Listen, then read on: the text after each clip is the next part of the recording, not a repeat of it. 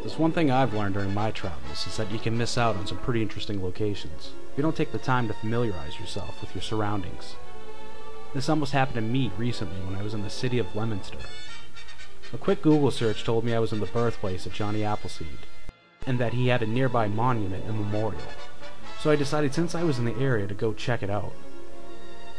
After all, what did I really know about Johnny Appleseed, beyond the images of a barefoot man walking around with a tin pot on his head, spreading apple seeds? I thought, why not take a minute and stop and learn what I could about a man who grew into legend and has become part of the American folklore with the likes of Paul Bunyan. A journey that all started in Leominster on what is now Johnny Appleseed Lane. On the side of the road is a little reserved spot carved out by the local historical society. I pulled out my cell phone to take some pictures to make this video. And it was worth it because back in 1774 Johnny Appleseed was born close by. This little piece of history wasn't acknowledged until 1935 when Florence E. Wheeler, a member of the local historical society, finally established Leominster as his birthplace. Eventually this memorial was made along with a replica of the home Johnny Appleseed was born in. But young Johnny didn't live in the city very long.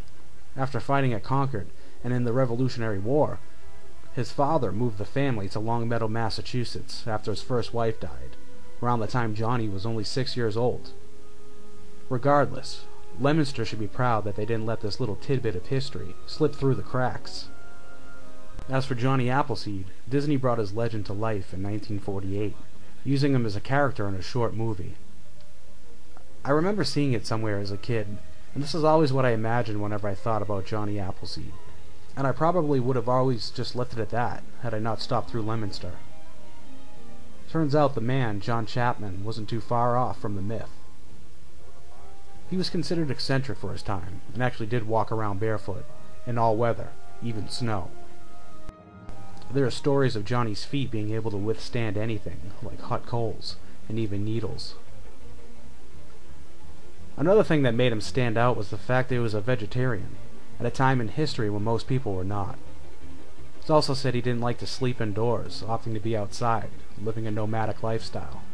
Throw in a scraggly appearance, and it's tough to figure out why such a guy would never marry.